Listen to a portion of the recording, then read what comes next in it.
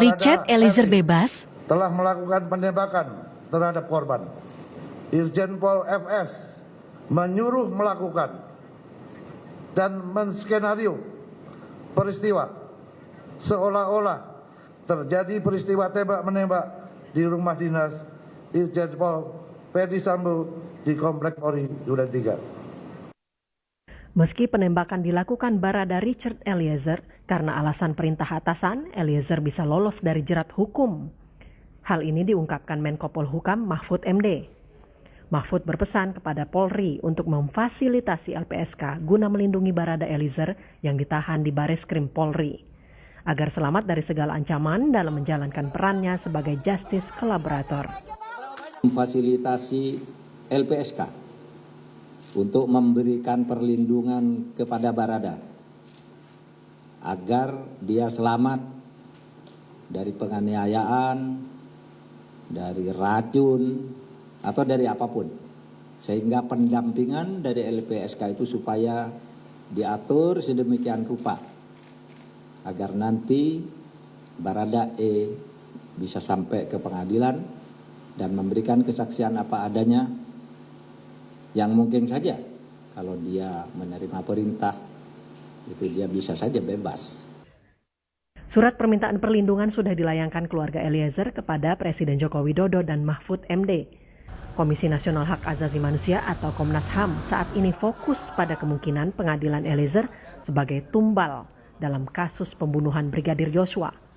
Hal ini, kata Ketua Komnas HAM, Ahmad Taufan Damanik, lantaran sejak awal kasus ini mencuat, sudah banyak kejanggalan yang muncul.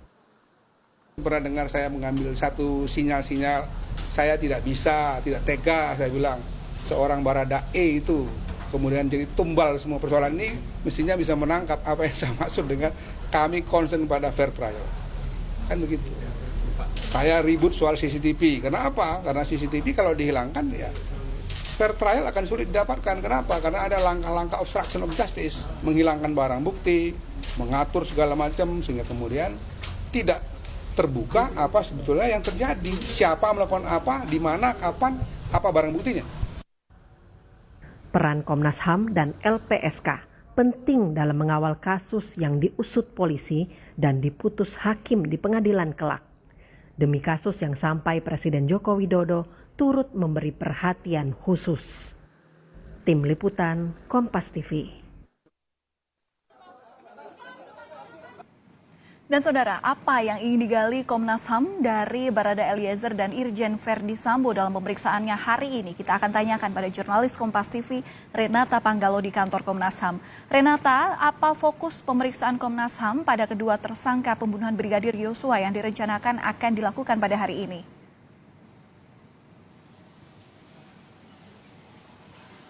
Aku nggak dengar apa. Kami masih akan mencoba untuk menghubungkan kembali dengan jurnalis Kompas TV yang ada di Komnas HAM, karena informasi yang kami terima hari ini Komnas HAM rencananya akan memeriksa dua tersangka pembunuhan Brigadir Yosua.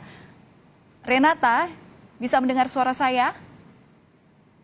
Pemeriksaan terhadap Baradae, mengingat Baradae sempat melakukan perubahan atas keterangannya, salah satunya adalah dari pihak Baradae mengaku bahwa dirinya melakukan tembakan terhadap Brigadir Yosua atas perintah atasannya yakni Irjen Ferdi Sambo. Inilah yang kemudian pun juga akan digali oleh pihak Komnas HAM. Selain itu pun juga dari pihak Komnas HAM, tepatnya dari Ketua Komnas HAM Ahmad Taufan Damanik menyatakan bahwa ditakutkan ataupun dikhawatirkan bahwa Baradae ini bisa jadi dijadikan tumbal ataupun kambing hitam dalam kasus ini. Oleh karena itu, begitulah yang akan dilakukan oleh Komnas HAM, yakni untuk menjaga ataupun mengawasi agar Baradae ini tidak dijadikan kambing hitam ataupun tumbal dalam kasus ini. Selain itu pun juga dari Ferdi Sambo, ini pun juga akan diperiksa pada hari ini, dan memang Komnas HAM telah merencanakan pemeriksaan ini sejak lama juga. Dan kalaupun juga kita bisa sampaikan, pemeriksaan ini pun juga baru dilaksanakan sekarang, mengingat karena memang Komnas HAM mengutamakan mengumpulkan untuk barang-barang bukti terlebih dahulu, lalu mengumpulkan keterangan-keterangan lain misalnya dari ajudan, lalu kemudian dari keluarga Brigadir J di Jambi, lalu kemudian menghubungkan keterangan-keterangan dari tim siber dan digital Polri, lalu kemudian juga ada bukti CCTV yang sudah direkam. Oleh karena itu pun juga dari pemeriksaan maksud kami Irjen Verdi Sambo ini kemudian akan menggali bagaimana kemudian konstruksi dari kasus ini bisa dihubungkan dengan keterangan beliau dan juga dari keterangan alat bukti. Yang pasti memang kalau dari Komnas HAM sendiri yang perlu digarisbawahi adalah memang mereka tupoksinya adalah untuk mengawasi kasus ini apakah benar ada pelanggaran hak asasi manusia dalam kasus ini. Valen. Ya, Renata, yang juga dinanti keterangannya ini adalah pemeriksaan yang dilakukan oleh Komnas HAM kepada Putri Chandrawati. Nah, berdasarkan informasi yang Anda dapatkan di sana, kapan rencananya Komnas HAM akan menjadwalkan pemeriksaan ini?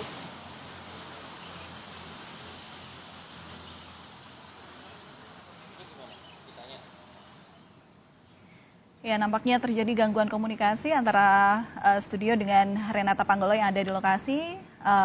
Kami nanti akan mencoba memberikan informasi terkini untuk Anda, saudara.